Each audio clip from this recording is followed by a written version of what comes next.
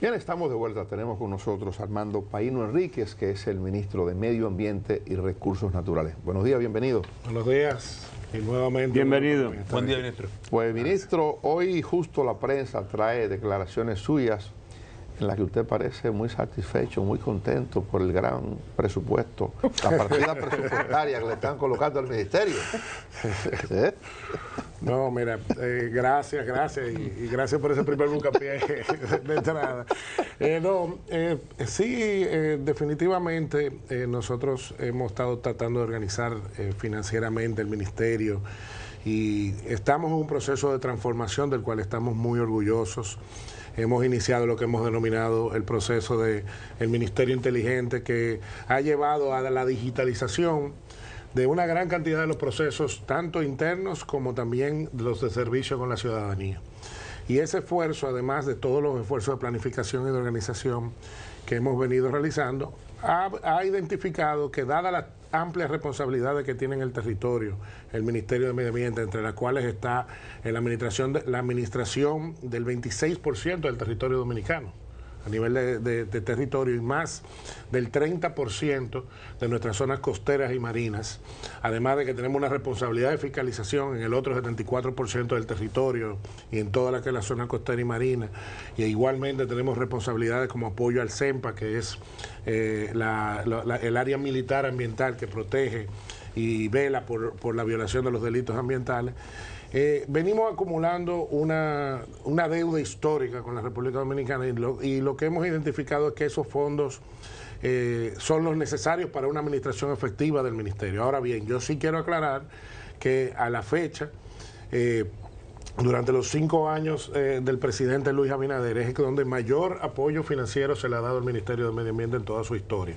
O sea, pasamos de un estado muy precario en el que estaba el Ministerio de Medio Ambiente y se ha aumentado significativamente el presupuesto. Ahora, dada toda esa responsabilidad de más de 50 oficinas en todo el país, más de 350 infraestructuras de apoyo y soporte entre centros de visitantes, torres de observación y zonas de guardaparques, o sea, para los guardaparques estar protegidos, esa deuda que tenemos con héroes nacionales como son nuestros guardaparques, que a mi entender debiera de ser uno de los profesionales mejores pagados en la República Dominicana, porque el guardaparque no solo está protegiendo el agua, el área protegida, sino que protege, en esa área protegida nace el 85% del agua, se produce el 85% del agua que consumimos en la República Dominicana. O sea que es un garante del desarrollo y de la sostenibilidad de todos los sectores de la República Dominicana. ¿En algún momento no había un acuerdo con las Fuerzas Armadas para darle asistencia?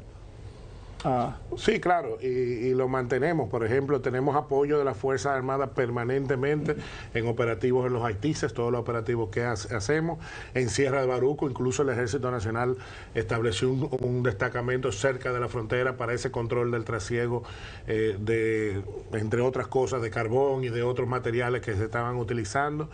Y tenemos ese apoyo permanente en diferentes puntos del país. Pero definitivamente el experticio del guardaparque, que debo anunciar que entre los logros hemos mejorado las condiciones del guardaparque, están equipados como nunca a la fecha. Le hemos dado la formación que desde el año 2015 no se le daba, ya llevamos casi el 65% de los guardaparques han recibido la formación adecuada. Había una parte de los guardaparques que no tenían seguro médico y ya tienen ese seguro médico, y mi meta para el año que viene es una mejora significativa de los salarios. No pudimos hacerlo este año por estas limitaciones presupuestarias, pero sí lo vamos a hacer. Paino, ¿cómo resolver lo que usted está planteando? Y para decirlo de manera más seria, pues yo hice la pregunta porque sabía de la precariedad del ministerio y de la necesidad de recursos mayores. La asignación presupuestaria que hay pautada para el año próximo no satisface o no alcanza para las expectativas que tiene usted a partir de los cambios que pretende hacer, de la mejoría. Y yo le pregunto, ¿cómo manejar esto? ¿Cómo hacerlo? ¿Estamos en tiempo de que eso se resuelva, de convencer al jefe del Estado de que la partida sea mayor? Obviamente el presidente está muy consciente de la situación, se le han presentado todas las proyecciones y estamos en discusión con respecto a eso. Pero sabemos las limitaciones que tiene actualmente el gobierno central con respecto a las capacidades presupuestarias y los amplios compromisos que tenemos como país y las deudas que tenemos como país a nivel de infraestructura y de desarrollo de áreas tan sensibles como es el tema educativo. Pero yo hago la comparación siempre, o sea, nosotros manejamos el 1.8% del presupuesto de educación. O sea, hay una limitación seria. O sea, cuando tenemos, y educación para nosotros es sumamente importante, yo creo mucho en la inversión en educación, pero no hay una proporcionalidad en la inversión. Y como digo, el gasto en medio ambiente no es un gasto, es una inversión. Cuando protegemos nuestras cuencas, cuando protegemos la biodiversidad, garantizamos que la agricultura pueda ser más competitiva y de mayor calidad. Garantizamos que el turismo pueda continuar desarrollándose, porque el turismo necesita agua, necesita piscinas, necesita que el turista pueda tener condiciones, pero no solo el turista ni en el sector agrícola, sino que la población en sentido general necesita un acceso de agua para su salud y para mantener la vida misma. Entonces, por eso, esa producción solo es posible y esa garantía en las próximas décadas de producción de agua solo la puede dar el Sistema Nacional de Área Protegida y una correcta y efectiva protección del mismo. Para poner cifras, disculpe, puntualmente, usted en una entrevista en Diario Libre hoy plantea que necesitaría el presupuesto medio ambiente en 20.000 millones de pesos. Aproximadamente. ¿Cuánto recibe ahora mismo? 6.000 millones de pesos. O sea, una tercera parte. Faltarían 14.000 millones. Faltarían. Hay que multiplicarlo por 2. No por 3. Por 3 falta. 3 por 6, 18. Y faltaría... Creo que debe ser parte de un plan, claro, de ir creando esas necesidades, ir satisfaciendo esas necesidades, y debe ser una discusión, y lo he dicho y estoy haciendo las gestiones, porque el tema medioambiental debe ser prioritario para el país, pero debe despolitizarse. Por eso estoy hablando con autoridades de los otros partidos, porque estamos planteando, y en las próximas semanas lo vamos a plantear formalmente, una discusión de los temas ambientales de una manera que no se meta el tema político de la discusión política del día a día, porque sin importar el gobierno que venga, sin importar el partido que sea, debemos estar todos como sociedad dominicana muy claros en la importancia y la urgencia que tenemos con respecto al tema del medio ambiente. Es un problema global, es un problema planetario. Nosotros estamos sufriendo 3 grandes crisis planetarias. Los efectos del cambio climático, los efectos de la desertificación y los efectos de la contaminación del planeta nos están afectando. Y un ejemplo de eso, claro y evidente, es el sargazo, que es una figura que nosotros, es un alga que nosotros no somos los responsables de su creación, de su desarrollo, pero sí estamos recibiendo las consecuencias del mismo. Y en ese planteamiento, y estuvimos recientemente en la COP de Brasil, en la COP 30, discutiendo y estableciendo lo que son nuestras bases para planificación de los próximos años. El sector público y el sector privado han identificado que para prepararnos para la reducción y la mitigación de los efectos del cambio climático, se necesitan de aquí al 2030 $11.000 millones de inversiones, no solo del sector público, pero tanto público como privado. Y para adaptación, que es lo más importante para nosotros, un mínimo también de $11.500 millones. Y por adaptación es prepararnos a estos cambios que venimos viendo, cómo adaptarnos, cómo tener unos sectores más resilientes a esos cambios, a que tengamos sequía mucho más extendida y épocas de lluvia, aunque corta, que hagan mucho más efecto. Y es lo que estamos viendo. También la proliferación de nuevas plagas y todo lo que viene a incidir en la erosión de nuestras playas, en cómo se han afectado nuestros corales. Esas inversiones son urgentes para adaptarnos y estar preparados a los retos que vienen en el futuro. El tema, ministro, de la tala y quema en algunas provincias fronterizas, y qué pasó en el gobierno pasado. El presidente Danilo Medina se hizo un proyecto muy ambicioso de reforestación, pero no he escuchado reciente que se hable sobre eso. ¿Hay algún plan nacional de reforestación? Sí. Claro. El pasado mes de junio finalizó la primera etapa del Plan Nacional de Reforestación. Nosotros tenemos 53 viveros, produciendo más de 8 millones de plantas en todo el país anualmente. Es una estructura que está operando. Tenemos un banco de semillas modelo para Latinoamérica. Hay cosas que no se saben del Ministerio de Medio Ambiente que van muy bien. Y yo digo siempre lo siguiente con ese tema de reforestación. Nosotros tenemos un modelo exitoso. Debemos, a veces somos muy duros en la evaluación, pero si utilizamos la data, y el que analiza data es la mejor forma de aplicar políticas públicas. Nosotros en el año 1970 llegamos a tener una cobertura boscosa casi menos del 10%, entre el 9 y el 10% del territorio. Era algo crítico lo que estaba ocurriendo.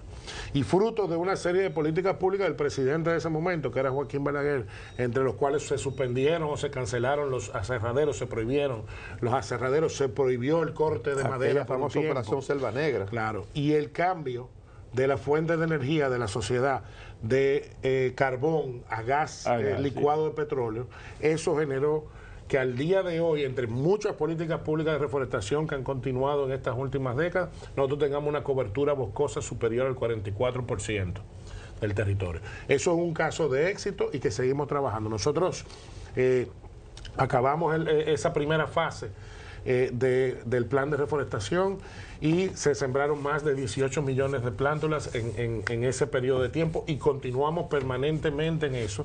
Estamos trabajando para el rediseño del mismo y conjuntamente con eso ha habido un desarrollo de cobertura agroforestal que si es cacao y café, el Ministerio de Medio Ambiente lo ha identificado como una fuente de reforestación válida, porque no podemos olvidar que en los territorios hay personas que tienen que encontrar medios de subsistencia.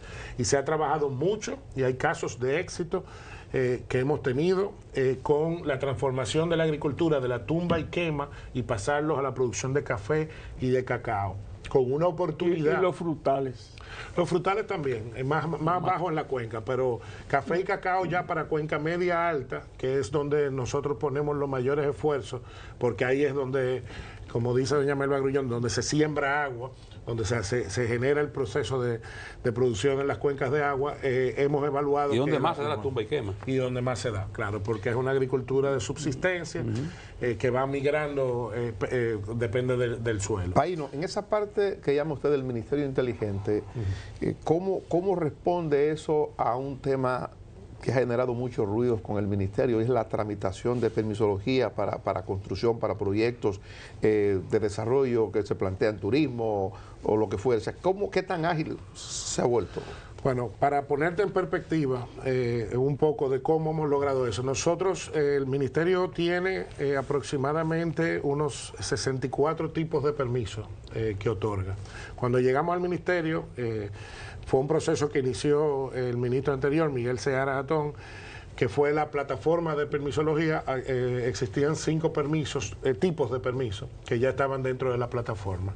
Nosotros hemos llevado eso a más de 24 permisos a la fecha, priorizando los de mayor volumen.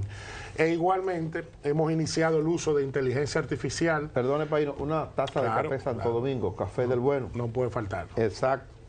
Síganos diciendo. Nosotros hemos trabajado en esos 24 permisos y además hemos utilizado diferentes herramientas como la inteligencia artificial para asistir en el proceso de evaluación de los expedientes. Hay una parte, por ejemplo, que ya está corriendo, que es la precategorización, que el expediente desde que entra de manera digital, la plataforma, el algoritmo, evalúa el tipo de permiso que es y eso nos facilita mucho más la cosa. Nosotros hemos reducido los plazos en más de un 50%. En todos los tipos de permisos y la comparación es muy clara. Como siempre digo, con la data que tenemos, nosotros vamos a cerrar este año con más de 7.000 permisos en gestión ambiental otorgados. El promedio anterior rondaba en los 3.200 y pre-pandemia era 2.400 permisos que se otorgaban al año.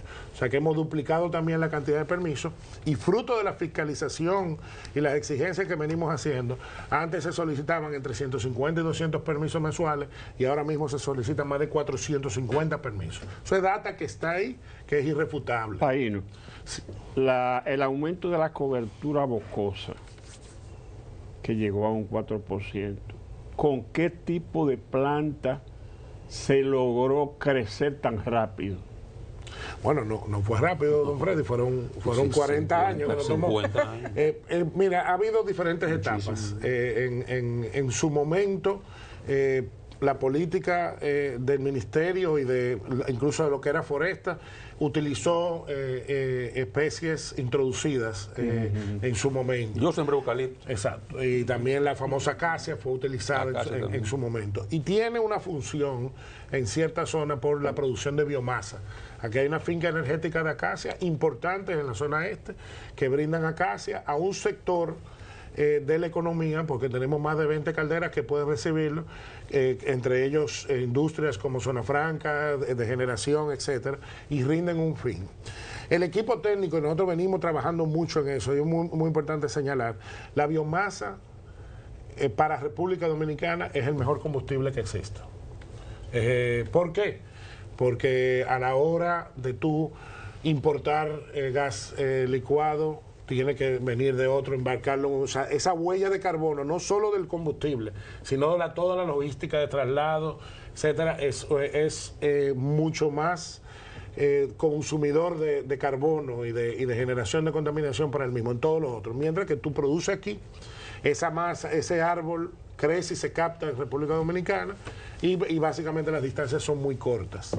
Eso es una discusión técnica que tenemos.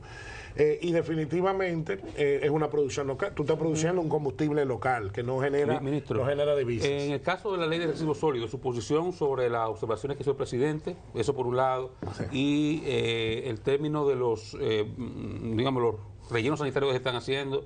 Hablamos fuera del área de Puerto Plata, que ya está prácticamente listo, usted me decía, y el gran problema de Duquesa. ¿Qué es lo que vamos a hacer eventualmente con el vertedero de Duquesa? Bueno, obviamente creemos que fueron muy claras y muy específicas y muy beneficiosas para la ley los comentarios, las observaciones hechas por el presidente Abinader. El Ministerio de Medio Ambiente las apoya en un 100% y creo que vamos a lograr una ley posible que nos permita seguir avanzando. Tenemos retos y yo lo digo claramente.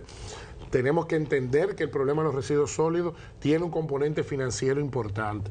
Quien maneja los residuos sólidos de manera integral y de manera efectiva son los países que cobran por el servicio de manejo de residuos. No podemos seguir hablando de que una población y un sector comercial e industrial solo el 10% pague ese servicio. Aquí hay que tener discusiones claras. Pues exigimos servicios de primer mundo, pero no queremos pagar esos servicios. O hacemos algo o continuaremos teniendo la deficiencia. Sin embargo, se viene avanzando y la muestra ha sido la aplicación de la ley 225-20, donde ya en amplias zonas del territorio se ha logrado una solución efectiva al problema de los residuos. Ya las discusiones de los fuegos del este tú no lo has vuelto a escuchar. Ya Puerto Plata termina ya el ciclo de cierre y de inicio de operación ya de una planta de valorización que tampoco se ha vuelto ya los turistas no ven basura cuando llegan. Ya no ven fuego, peor, era fuego que ven. A veces o el humazo. Ya el fuego no le da la bienvenida. Ya eso no existe. O sea, no. ¿Y Duquesa? ¿Para cuándo? Y Duquesa, le puedo decir que estamos en la etapa final de la adjudicación del proceso de licitación de la primera etapa y en el primer trimestre del año que viene inicia el cierre técnico de Duquesa, que será la remediación ambiental más importante de la historia de la República Dominicana. Con ese cierre le vamos a devolver dignidad a millones de ciudadanos que viven en la cercanía de Duquesa y a todo el Gran Santo Domingo. ¿Y dónde los capitaleños vamos a botar la basura? Exacto, esa es la pregunta. Como les planteaba en la conversación fuera de cámara, la evaluación técnica que se ha hecho es que el Gran Santo Domingo, por su extensión y por las más de 6.000 toneladas de residuos que genera, anteriormente, en los estudios anteriores se hablaba de que para el año 2030 íbamos a generar 5.000 toneladas diarias. Estamos generando más de 6.000 toneladas diarias. O sea, esto es ya una población que genera residuos como si fuera de una economía de primer mundo, una economía desarrollada, porque esos son volúmenes significativos. Se han identificado varios puntos en el país. Hay dos que ya están operando en la zona de Gautier, en el Gran Santo Domingo, y hay una solución cerca de Duquesa también que ya está en evaluación, y 2 soluciones más en Jaina y en la zona de Pedro Brán, de Guerra, La Guaya. Los Alcarrizos. No, es por... Del otro lado de la Casabe, carretera. el Casabe. Bueno, del lado de la circunvalación. La Cuava, por ahí. La Cuava. La Cuava. Ese proyecto, yo quiero aclarar algo, fue un proyecto, y es un proyecto hay que ha recibido. manifestaciones. Hay huevos Sí, pero entendemos, protestas ha habido. es muy importante que se hable claro con respecto a ese proyecto. El proyecto no es un vertedero, porque utilizan la palabra vertedero para denostar el proyecto. Es una planta de valorización que se va a hacer en la zona, que fue en un momento cuestionado por la misma población, y los requerimientos que se le hizo a la población, fruto de una sentencia del Tribunal Superior Administrativo que ordenó al Ministerio a que cumpliera lo que se había hecho en el proceso, porque se rechazó el proyecto luego de haber agotado todas las partes del proceso. Pero además, los reclamos que hacían los ciudadanos, que era que no pasaran los vehículos por la comunidad, incluso se hizo un acceso privado y restringido. Y en la zona que está no hay fuentes acuíferas, no es cierto, no va a pasar por ninguna comunidad, y es una planta de valorización manejada con estándares internacionales que no va a afectar en lo más mínimo. ¿Se le ha explicado eso a la población? Que está se le ha explicado y se ha conversado, pero es como le explico, todo el mundo quiere la solución de la basura, pero nadie lo quiere en su territorio, y lamentablemente el Gran Santo Domingo necesita espacios. También en Jaina hay una solución que es justo al lado del vertedero, que se está desarrollando, y eso va a permitir que todo el Gran Santo Domingo tenga un acceso integral y efectivo de los residuos. Gracias por su tiempo, mucho éxito. Tienen que invitar más frecuente, porque son Con muchas gusto, cosas. usted de la casa. Usted de Armando Caíno. ¿Está apretado de allá? Así mismo es. Bueno, mañana estamos de vuelta, Dios mediante, a partir de las 5 de la madrugada.